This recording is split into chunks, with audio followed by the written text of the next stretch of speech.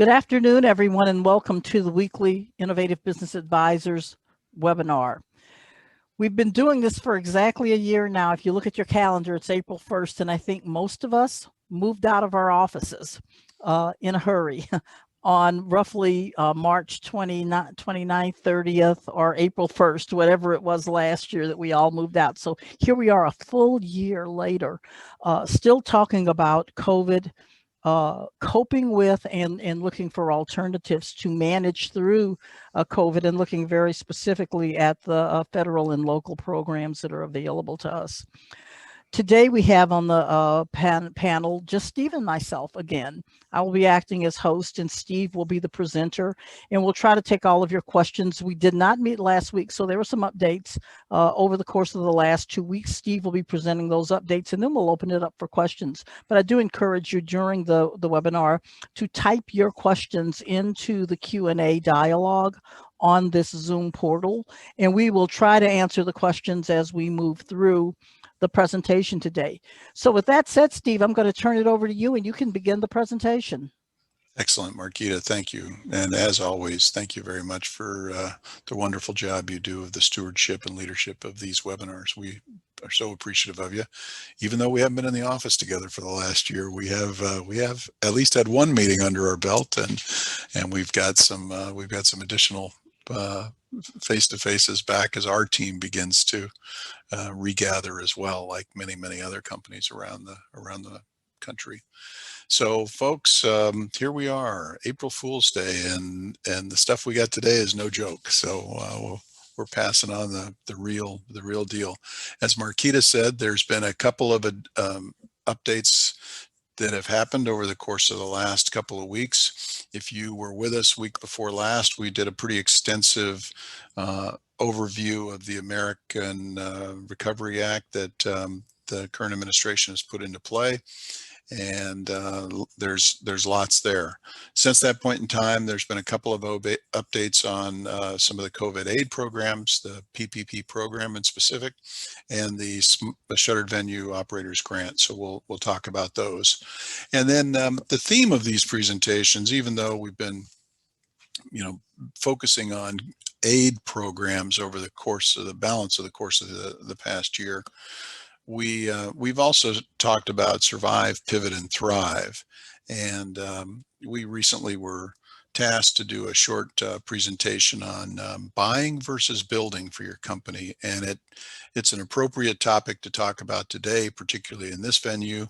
We're going to share with our audience doing a little comparing and contrasting along that area, and specifically talk about how some of the aid programs can benefit you as a business owner in those scenarios. So with that, I want to begin with a short overview of the PPP approved lending. And this comes from the SBA just as of a couple of days ago. They've gotten very good about providing these updates now on a weekly or bi-weekly basis. So astounding, $734 billion worth of loans that have been disseminated so far. Just an astounding number of loans. And you can see that of the 2021 lending, they had it at 211 billion as of earlier this week. So just a tremendous amount of, and I think in this instance, direct aid that the Small Business Administration has provided for, what is 99% of our economy. 99% of businesses in the American economy are small businesses. So pretty substantial amount of aid. Also took the liberty of just pulling in the breakdown for those that may have an interest.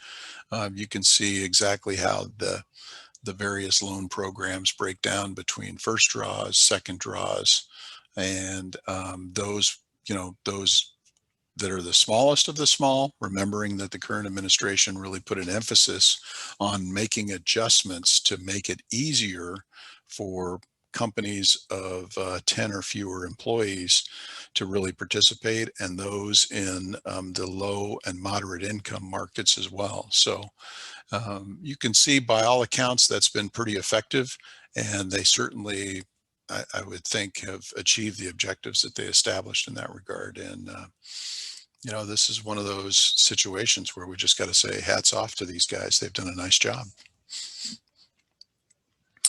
Finally, what is also interesting is that because of that, I think the overall loan size continues to go down. So, you know, if you guys will remember back when the original PPP program finished up, the average loan size was about $109,000 per borrower in basically what we now call round one. And now year to date through all of the lending, it's brought the overall average loan size down to about $59,000 per borrower. So again, I think by all measures, you have to say the administration's been pretty successful in terms of targeting smaller businesses, targeting those disadvantaged businesses, those that are located in the lowest income areas, and making sure that they had access to the funds. So pretty substantial amount of activity that's taken place. So with that as kind of our backdrop, let's talk about a couple of the changes that have happened. So first and foremost, the big change was they had originally said in the Economic Aid Act, which passed December 27th, that those that were eligible for the Shuttered Venue Operators Grant could not access a second draw PPP or a first draw PPP if they had not taken one earlier. And now that has changed. So you can actually take the PPP, either first or second, if you are in that eligibility class for being available to also participate in the Shuttered Venue Opportunity Grant. So that's a big change. But the biggest change that's happened over the course of the last week is that the application deadline for PPP loans has now been extended to May 31st. It was actually due to run out yesterday. And that loan deadline has been extended, well, I should say application deadline has been extended to May 31st. And in addition to that, the SBA has got until June 30th to process all the loans. And I'm going to talk a little bit about the SBA backlog in just a minute. So Steve, yeah. While you're on that subject, I want to just clarify. So the application deadline extension to May 31st, is that for the shuttered venue or is that for PPP? No, that's solely for PPP. Okay. So to speak to this, I saw an email from a person who's near and dear to both me and you that said projections based on money disseminated at this point in time would project an exhaustion, if you will, of current funds in mid-April. Do you believe that to be true, even though the deadline for application is extended? Does this mean we should kind of sit on our hands and see what happens, or should we be absolutely on top of getting those apps in quickly?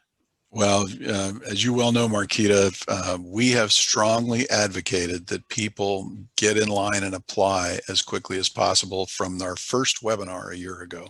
So yes, time is of the essence. Do not sit on your hands. If you're contemplating this and just waiting to see, you know, am I going to make it through, kind of utilize these funds as a last resort, folks, don't do that. Go take advantage of this as quickly as you can. And I want to jump back for 1 second. So, excuse me, went too far. If you look at this, right, and you can see 50,000 and under, 50,000 to 100, 100 to 150,000, you know, the vast majority, we're talking about, you know, over 93% of all loans are less than 150,000. Folks, if you go take a PPP loan for 150,000, you are virtually guaranteed forgiveness of that loan.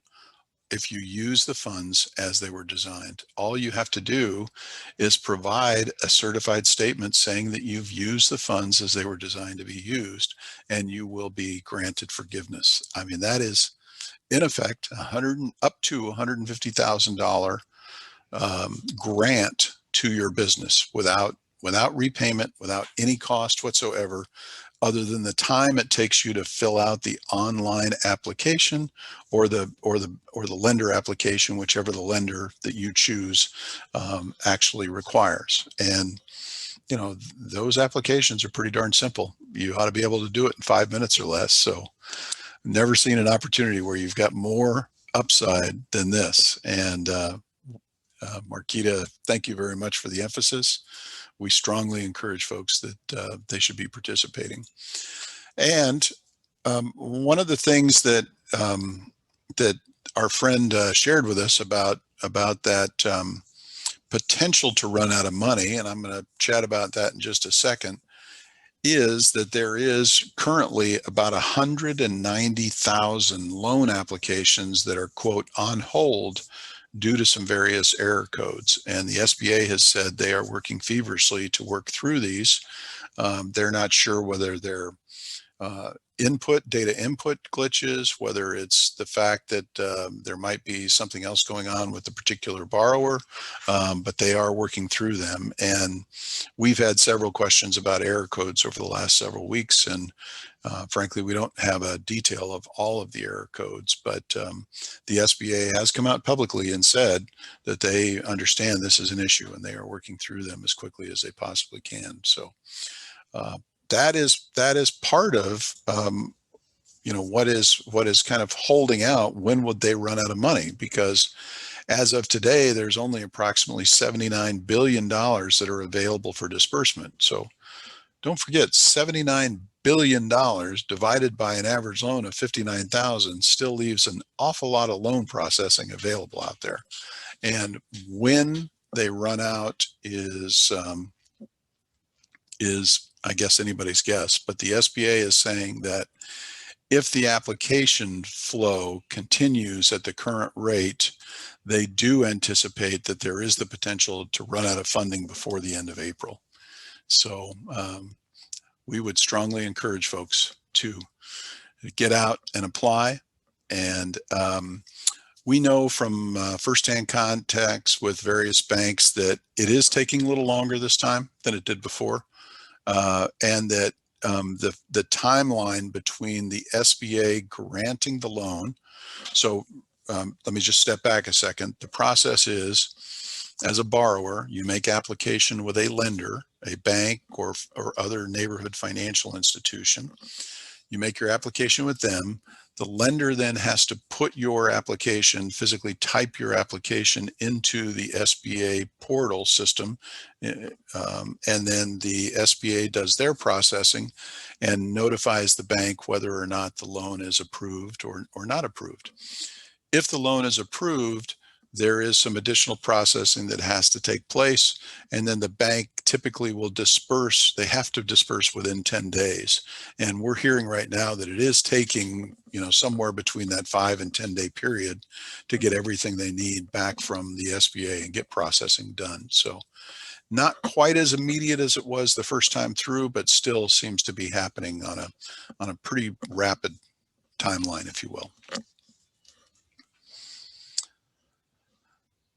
Marquita, did we emphasize that strongly enough, you think? I think we said it very clearly. Get in line.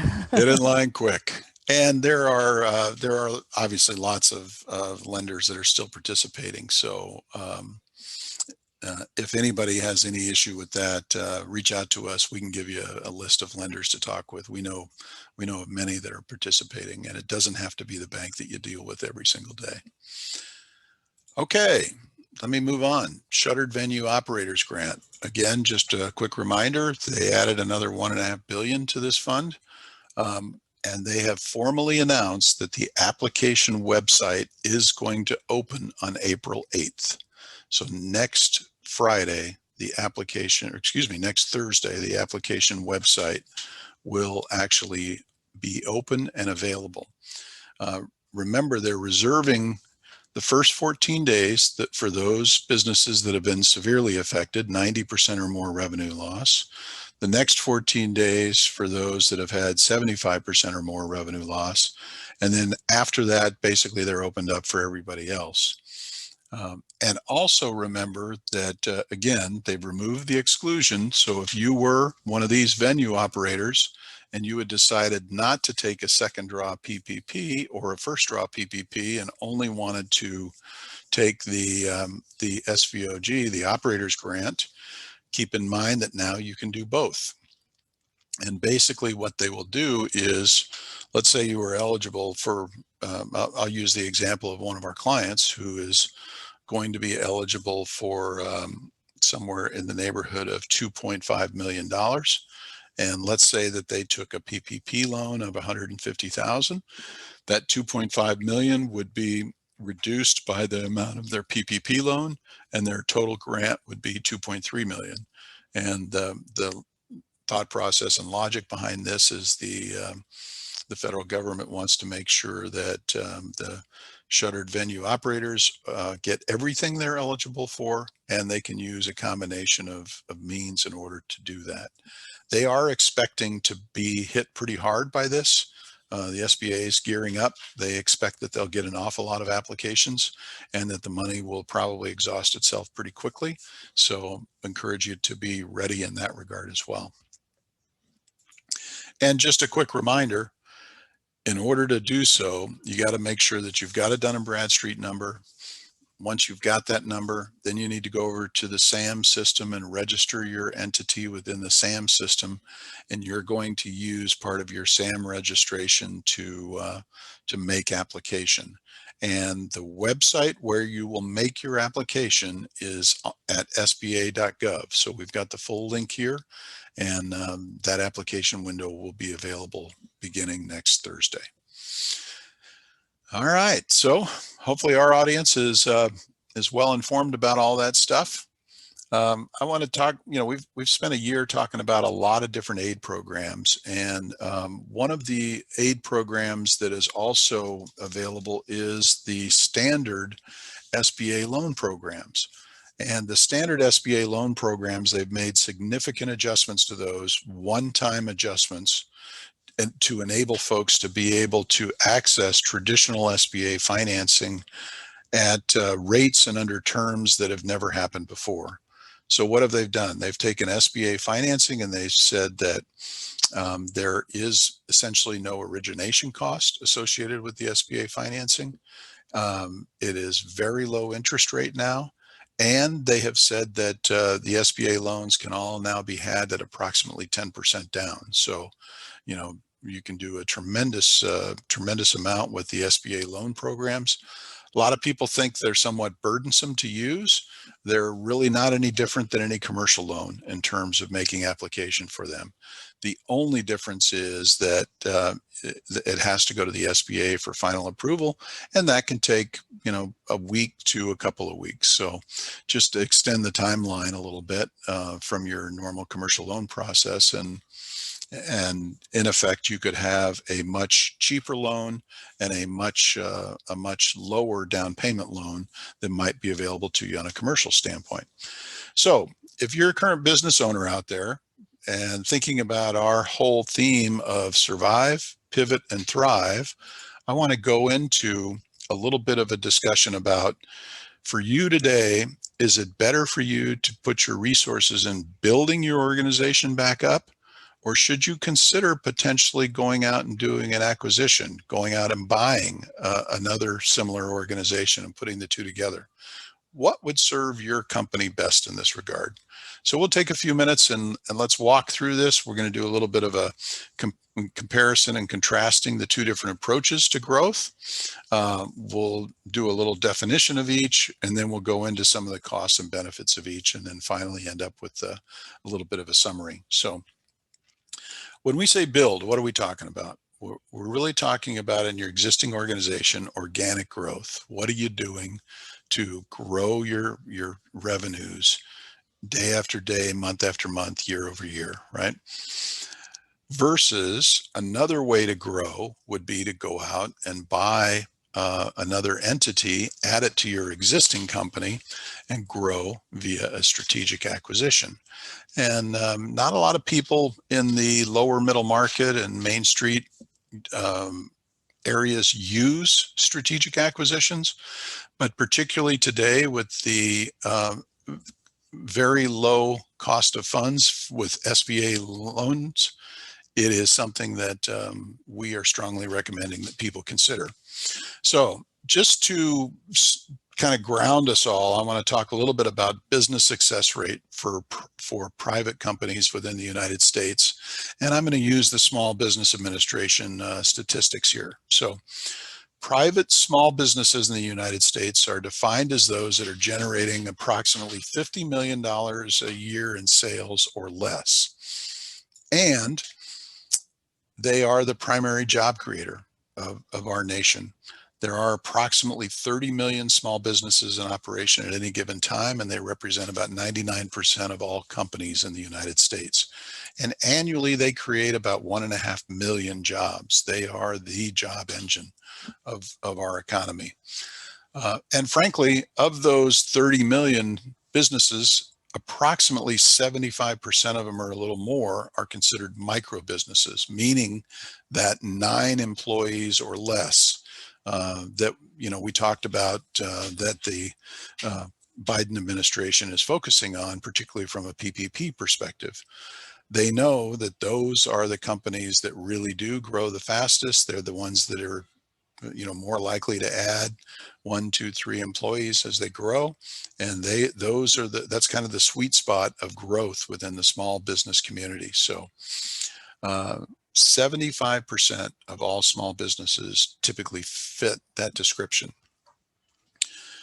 Here's what's astounding. Less than 50% make it past the first year of operation. So for a new startup company, less than 50% of new startup companies make it past the first year of operation. Well, then the follow-up question is, okay, well, if only 50% make it past year 1, you know, what's the survival rate for the other 50%? Well, less than 50% of those only make it past year 5. So in essence, only 1 out of every 4 businesses that started in the United States makes it beyond 5 years of operation. Kind of an amazing statistic. What's really fascinating is they all tend to fail for the same reason. And bottom line is they tend to run out of cash. They all have significant cash flow issues. 4 out of 5 businesses that fail because they run out of cash. And the SBA says 82% of all failures are due to specific cash flow issues. So pretty significant. And then when you also look at the statistics, the average annual growth of small businesses in the United States has been about 7.8% a year. So if you're a $1 million company, typical Main Street business located in Main Street, USA, and you're generating $1 million a year in revenue, you're typically only growing by about 7.8% a year. So less than 8%. That's pretty astounding. And, you know, our neighbors always think of us business owners as the rich people in the neighborhood, but the facts are that the median owner income for small business owners is only $59,000. And most of them work 60 hours a week or longer. So it's kind of challenging. Many people may not be aware of the fact that actually less than 10% of all small business owners actually earn more than $100,000 a year. So most small businesses are what we call lifestyle businesses. But the bottom line is growth is hard. It is not easy to achieve, and most businesses, particularly the small businesses, only grow at a rate of 7.8% a year. And even for the businesses that don't fail, I would actually propose to you that cash flow is really an issue for almost all businesses. And some are able to successfully navigate those troubled waters, but obviously for a lot that don't, over 3/4 of businesses that start are not able to make it through. And the primary reason for that is cash flow. So when you think about that, we all know nothing really happens in a business until somebody sells something. I think this is one of the universal truisms that I learned very early in my business career. And I think most business owners that we've engaged with tend to think this way. So what I want to do is just kind of ground us a little bit further in that really there are only three paths to growth for any business when you think about that. And if you go back to the original equation of what is revenue or sales in your business made up of? Well, it's the product of the price of your product times the number of products that you sell times the number of customers that you serve, right? So that's really what the sales line looks like in your business. Well, if that's the case, the only real ways to grow are threefold. Number one, you can increase your price. And a lot of companies do that. If you actually have got a car that uses gasoline right now, you've experienced a pretty significant increase in the price of gasoline over the course of the last 4 months. I've seen it uh, effectively double in my neighborhood over the course of the last 4 months. And that's one way to grow the sales and revenues of your company. The other thing is to sell more to the same customers. Figure out how to do that. A lot of people are using bundling in today's market. You know, the Happy Meal, the go to any fast food restaurant and order the number 6. You know, that's the whole bundling. The drink, the side, and the main plate item is a way that many businesses have used to sell more to the same folks. And there are a lot of folks that focus on frequency as well. So you've got these loyalty programs that are out there, the Starbucks rewards card program, where you get so many stars for every purchase. They're all designed to increase the frequency of your use of the products or services of that business. And a lot of those are very, very effective. And then the final way is to add more customers, probably the most expensive way, because that involves really adding some sales and marketing into your business and really focusing on adding more customers to your mix. So again, there are only really three paths to growth for any business. And this applies to, I don't care whether you're Boeing or whether you're Ace Hardware on Main Street, USA. The same three paths apply to both. So when you think about growing your company organically, the first option you have as a business owner, of course, is to raise the price. But we all know that if you raise the price, particularly in today's environment with what Amazon has taught us, customers can very easily vote with their feet and go next door and purchase something next door. They don't necessarily have to use you for that.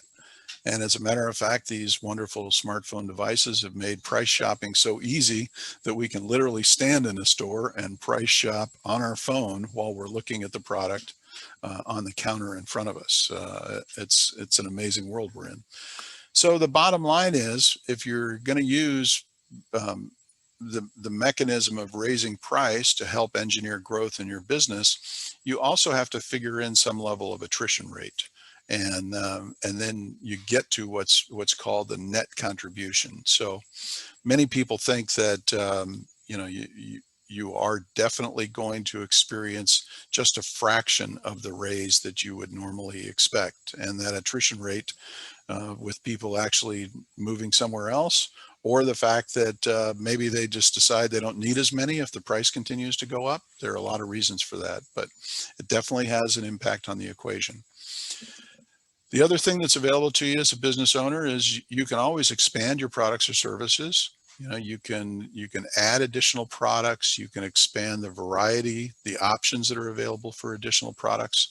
And you can do that by doing research and development on your own, figuring out, what your customer is willing to pay for. And you also have the option to be able to go out and license products. So we're in an interesting world, and I think in North America we're uniquely blessed in that regard, where we've got lots of opportunity through licensing to add product assortments to our business. In fact, Innovative Business Advisors uses the value builder methodology to do initial assessments. And frankly, the reason we do so, it's a licensing program, and we looked at it and said it's the most easy to understand valuation methodology available for business owners that have never thought about how do they actually put a number to what is their business worth, and was much more elegant than we probably could have delivered on our own. So we elected to license their technology, and we use that as a service for our clients. And that's a very, very prevalent way for many companies to grow as well. And then finally, again, we talked about before, new customers, right? So companies can grow by attracting new customers. They might put a billboard out on the interstate. They might do all kinds of social media marketing. They might do traditional media, radio, TV, newspaper, magazine advertisements, or they might hire sales folks and have folks that actually go out and cold call on customers looking to attract new customers. So all three of these avenues are available to business owners that want to grow organically in their company. I would propose to you, though, that they all cost money. And the one thing about growing in any of these three ways is typically the business owner has got to invest first and then begin to measure some return from that investment, make some calculation as to what that means. And one of the things that we see commonly is that people get into the trap of signing up for marketing programs or marketing campaigns, and they end up investing a significant amount of money in some of these avenues of growth, and they really don't have effective ways of measuring whether or not it's paying off for them, and they just end up with a lot of these expenses that tend to clutter up their profit and loss statements every month. Let me offer you an alternate, a plan B, if you will. And I want to introduce that by saying that, companies that use strategic growth, and many middle market companies do, they do so for very specific reasons. And the key benefits that they receive are really the motivations for them of using these. And I want to take a couple of minutes and list out what some of these are. And they're all basically designed to hit one of those top three ways of growing. So first and foremost, extending products or services. So, this is about adding additional features and benefits to a base product or service, figuring out a way to provide add-ons that add value to those. Another thing would be just to go out and buy another product or service, buy a company that has a complementary product or service. May not be an extension, but something that is very complementary to your existing product or service. Another key value driver in that regard would be to, in today's market, we see this more and more, to go out and buy a company specifically to get the key skills of the people that are currently working in that company. I think the number one business issue that we hear from business owners today is that it's virtually impossible to hire good talent. And, a key way of getting good, experienced, trained, verifiable talent is to do so by acquiring somebody within your marketplace that's currently doing something similar and already has the people in place to deliver against that.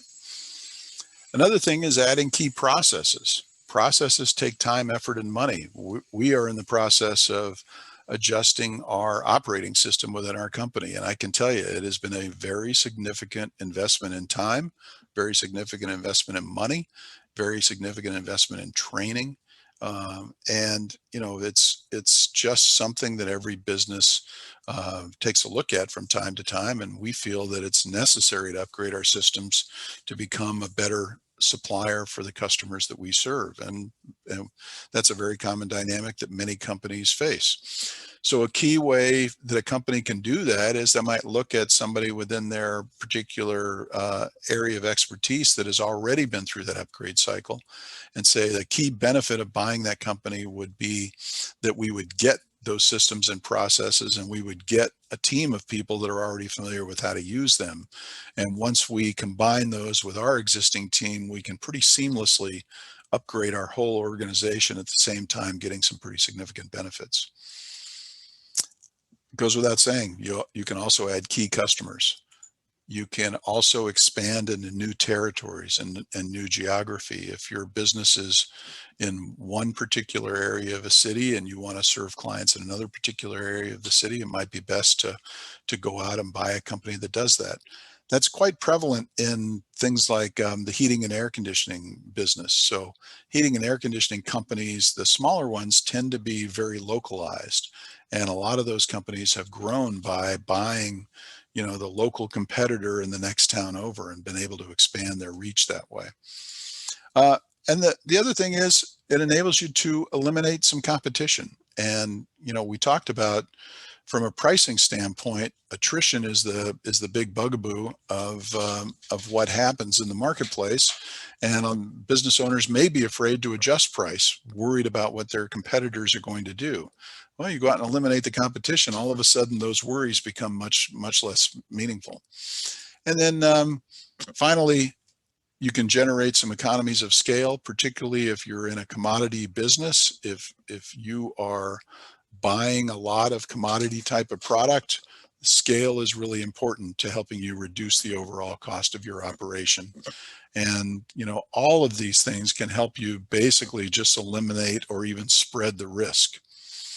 So the big question is, if I can get a lot of these benefits by doing a strategic acquisition, what's the math look like for something like that? Well, again, we talked about when you're growing organically, you're investing up front, right? The nice thing about a strategic acquisition is typically there are rules of thumb that exist for how businesses trade in any given industrial classification. And you can use those rules of thumb as part of your equation up front to determine what the financial impact is going to be. In most industries, the rule of thumb will be a multiple of the free cash flow that the business produces. So bear with me a second, and I'm going to show you exactly how that'll work. But before I do, I want to just kind of ground us again in kind of the overview of the financial impact. So again, if you're going to grow organically, you can use the tactic of raising prices, and you got to figure out what your net contribution is going to be then. You could add products or services, and it's going to involve you spending some research and development time and some money to make sure that those things occur.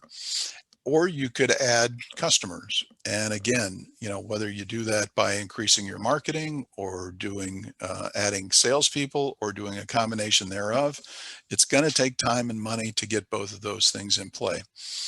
The other option from a strategic standpoint is when you're doing a strategic acquisition, you never think too much about the prices, because normally you'll just take the prices that are currently in place for the company you're acquiring. But all of the rest of the things have an immediate benefit for you, and it's quantifiable. You can figure out, very, very rapidly what the benefit of that is. So if you look at this and you say, okay, from an organic standpoint, in order to grow organically, it's going to involve a lot of experimentation. So you're going to put time and money, and there is no clear-cut formula about what the results are going to be. So you're going to spend a little bit of money, test the results, invest a little bit more time, see if the results get better, potentially throw more money at it, see if the results get better. It's kind of this continual experimentation cycle in order to figure out what the right growth rate is for your organization.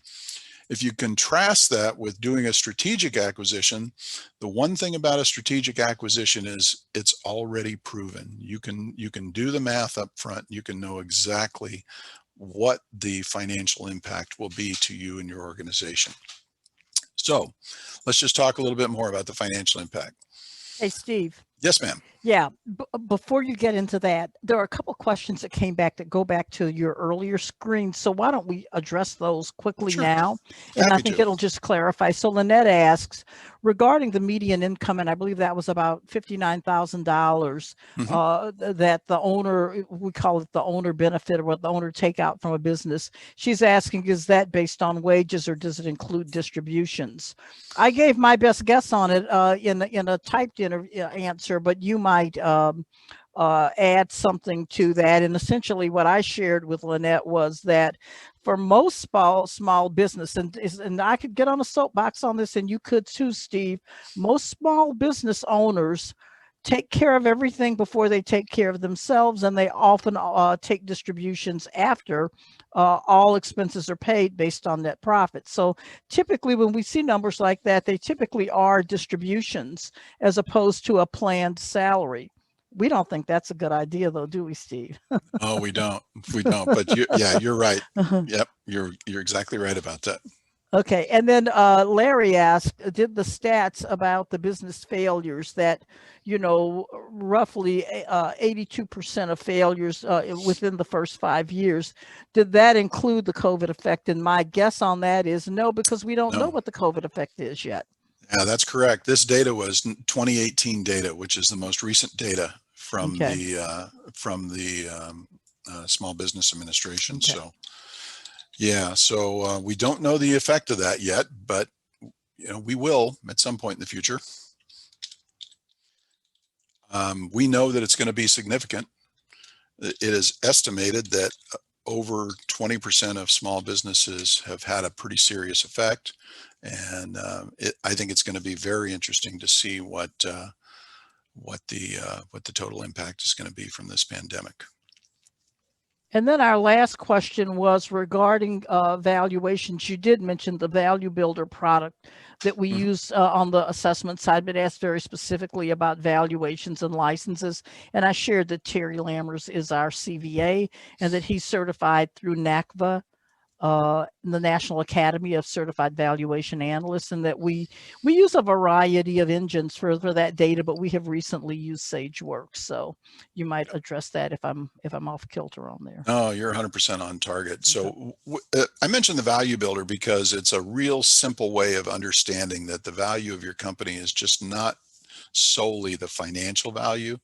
And they've got a nice way of laying out the 8 pillars of value in any organization. And yes, Terry is a NACVA certified valuation analyst, and all of our valuations cross Terry's desk. So he reviews every one of them before they go out. And yeah, we use nationally recognized standards for valuations as well. Yep. Thanks for that, Steve. No problem. All right, so let's assume for a minute that your company, you're $1 million business, right? And your company is better than the average bear. That your owner's salary, distributions, and profits of your company, all that combined is approximately $200,000. So the free cash flow of your business is about $200,000 a year. Okay. So we would propose to you, and we're going to use some just general figures here because this does vary by industry and it varies by market. So let's just, for the sake of example, let's use a fair market value of a 2.5 multiple of that 200,000. That would say that this $1 million revenue company that's generating free cash flow of $200,000 a year has a fair market value in the neighborhood of $500,000 for the sake of example. Okay. And I would say that for a company that's generating $200,000 a year in net profit, a 2.5x multiple is certainly something that I would use as kind of a rule of thumb. But again, I want to clarify that and just make sure everybody understands this is measured by industry and by market. So it definitely varies by industry and by market. So you're a $1 million company. You're producing about $200,000 a year in free cash flow, and you would agree that your fair market value is somewhere around $500,000. But you decide you want to grow instead of, spending a lot of time and money and not being able to really know what your impact's going to be from an organic standpoint. You decide you want to explore strategic growth. So you go out and you locate one of your competitors. And interestingly enough, they're about the same size as you soon learn.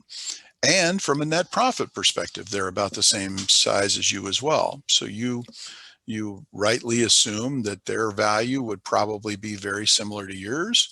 You talk with the owner, you strike a deal, and you come to the agreement that you would buy their company for $500,000 and put the two companies together.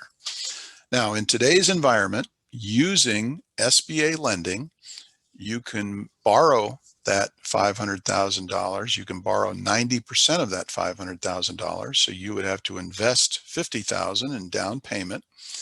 And then in today's environment, the annual financing cost for that $450,000 would cost you about $60,000 a year. And you would end up with a 10-year note. You could pay it off in 10 years. And you would then own a company that is doing $2 million in sales revenue and is kicking off $340,000 in free cash flow. And that came from that both companies were doing 200 before the debt that was added to make the purchase. And now you subtract that 60,000 in annual financing and they're going to kick off 340 combined. But because of the fact that now the company has grown, that also takes you into a higher multiple range of value for that particular organization. Values stair step up as revenue and profits in the business increase. So $1 million company is going to be worth a fraction of what a $2 million company is, or a $5 million company, or a $10 million company in the same industry. So the immediate gain is not only have you generated free cash flow of $340,000 a year and now have $2 million in revenue, but the overall fair market value of your company is not worth $1 million. The combination of the two before, it's actually worth 1.19 or approximately 1.2 million now. So pretty significant growth in value of the company and growth in free cash flow. And this is what I mean by, as a business owner, when you look at strategic acquisition, you can actually run the math before you close and make sure that you get the financial benefits that you desire before you make the commitment of the money. And that's a big difference to doing organic growth, where typically you've got to invest time and money up front to get some still unknown return on the back end. Does that make sense, Marquita? It makes sense to me. And as far as our participants are concerned, I'm not seeing questions coming in. Okay. So I think you explained it very, very well. And I think you did it, Steve, in a way that makes sense without talking about the capitalization buildup method. Yeah, so we can add a lot of complexity to this, but I wanted to try and keep it as simple as possible. So let me get into some of the pros and cons. So we've kind of compared and contrasted two different ways to grow. One way, organically, typically the actual achieved growth rate is going to be about 7.8%. In my simple example, we're actually going to have about 100% growth in a year. That's pretty significant. And we can know exactly what the result is. So let's take a look at some of the pros and cons for both. So again, most companies choose, most lower middle market and Main Street businesses choose organic growth as their way to grow. The real pros of that is that it gives the owner complete control. And frankly, that's pretty valuable to a lot of folks. So the owner really gets to make the decision about how much time, effort, and money they want to throw at growth. And they can also then do things one at a time. So it's much easier for them to digest growth as they can acquire businesses at a pace that's very, very comfortable for them and their particular organization. The con side of the equation of that is that time is slow. Time takes time, and growth tends to be slower in that regard. And you have to invest money up front without certainty of return on the backside. And the pace of any of the three avenues of growth can become very uncertain. And frankly, one of the things that we see a lot of, particularly for small businesses, they don't get the results that they expect, and they end up spending a lot more money than they expect, and they don't view those expenses as successes. They actually view them as failures. And if you try, many things and you spend a lot of money and you don't get the success, what tends to happen is it reinforces not trying. And I think that that's one of the things that keeps small businesses from growing faster than they're capable of. They've just been burned so many times that they're just very shy at going after growth. So let's contrast that with the strategic acquisition. So from a strategic acquisition, the pros are pretty strong from a standpoint of it has an immediate day one impact. You know what's going to happen the day after you close. You know what your revenues are going to be. You know what is the impact of the acquisition is going to be. It is completely quantifiable, and you know what your return on investment is going to be from the first day forward. And if you do it appropriately, there is almost always value growth right out of the box. So you're basically growing the net worth of your business. Think about buying the cheapest home in your neighborhood and adding on a large family room and, pool in the backyard, remodeling the kitchen. You make a significant investment in that home. Now all of a sudden that home's worth a lot more. It's the same kind of thing with your business. When you go out and buy another business and blend it in with yours, you get that same kind of value growth. But there are some very significant cons to be aware of as well. And the first of those is culture. The old saying, culture eats strategy for lunch, is really appropriate here. You want to make sure that you do your due diligence up front and make sure that the culture of the organization that you are acquiring will meld well with your existing culture. If these folks have been ferocious competitors for many years and all they can see is the war, between the roses every time they get together, the culture is going to be very, very contentious, and that makes for very difficult situations.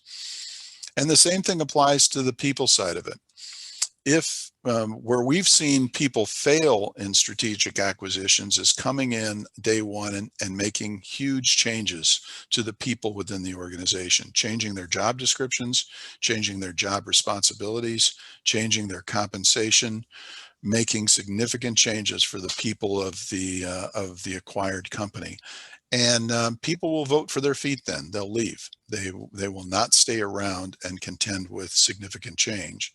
They're fearful of change up front, and when it hits them in the face, it actually scares them away. So that's a key thing as well. And then finally, what we had talked about before is the process side of it. If you're acquiring a company that is their processes are dramatically different than yours, and that might be a reason why you're acquiring them, because you want to have much more contemporary processes, you got to make sure that your people are prepared to make the change, right? But if you're acquiring somebody who's used to doing things with blank sheets of paper and pencils and old ledger sheets, and now you want to put a computer in front of them and make sure that they can use the newest electronic equipment, you may have some process mismatches there as well. And all three of those things can have a significant impact on the success of an acquisition. So we wanted to be very fair here and call out pros and cons in both sides. Hey, Steve, one thing too, I think you can pretty much point out, and it's not an absolute, is when you're looking at organic growth, one of the big challenges, and we talk about the term bankability, that's cash flow. And if in fact you are not a very cash rich company, or the company is not just throwing off a lot of excess cash, it's hard to grow, because typically you have to fund that growth with cash that's being spun off from the company right now. Where in a strategic acquisition, the high probability is you are acquiring or buying some bankable asset when you buy that company, or you are able to consolidate expenses to a point that the combined organization is going to spit off more cash flow. So a strategic acquisition could be much more bankable than trying to fund organic growth from an existing company. 100% correct. Absolutely. Yeah. Makes all the difference in the world.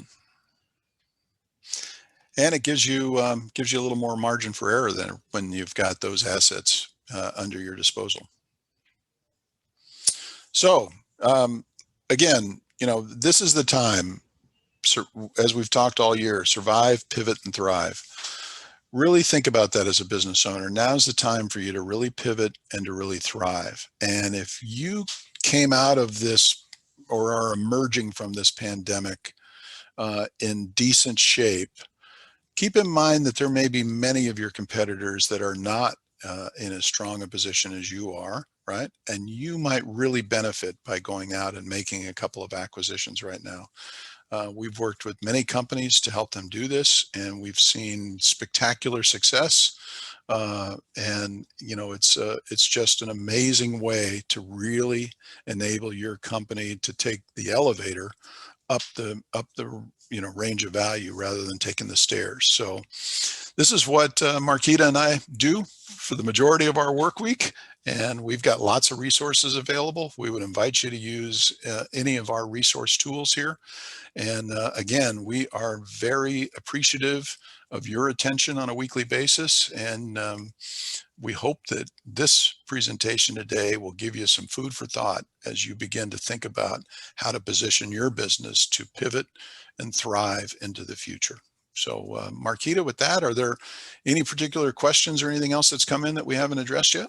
No, as we sit right now, you did address all of the questions that were outstanding. So no questions right now. Again, thank you, Steve, for the presentation. I always enjoy seeing you go over this information because it gets to the core of what all of us as small business owners need to consider as we begin to think about how do we grow, how do we make our businesses more effective, and how do we generate ultimately a business that will fund us well into our retirement days or whatever.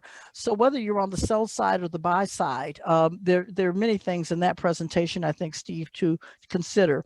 But from a business owner who is, like, say, in their prime and early years that are looking to substantially grow their business, these techniques using an assessment of a acquisition and then actually implementing and executing that acquisition is really one of the best ways to grow your business. I just love that presentation. So Steve, with that, I'm going to turn it over to you. You get to say the very last words. We're meeting again next week.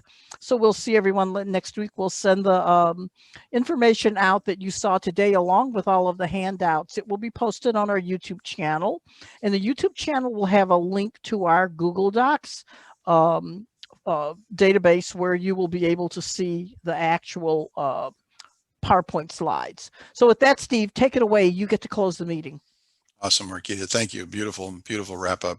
Again, I just want to emphasize that, part of the whole COVID aid package is that the SBA's traditional lending products to buy equipment, to buy businesses, to buy real estate, to fund working capital in your existing business, all of their various loan programs are dramatically on sale right now. No origination costs, incredibly low down payments, extended terms. It's just a fantastic time as a business owner to access some of the aid programs that government has made available for us. And we hope that today, we've given you some food for thought as potentially utilizing some of those incredible benefits that are open to you to help fund strategic acquisitions in your business, which can help you take you to the next level as quickly as possible. So again, we're very appreciative of you as our audience members. Thank you very much for giving us your time today, and we'll look forward to seeing you next week with another update on the various programs. Marquita, thank you so much. Make it a great evening.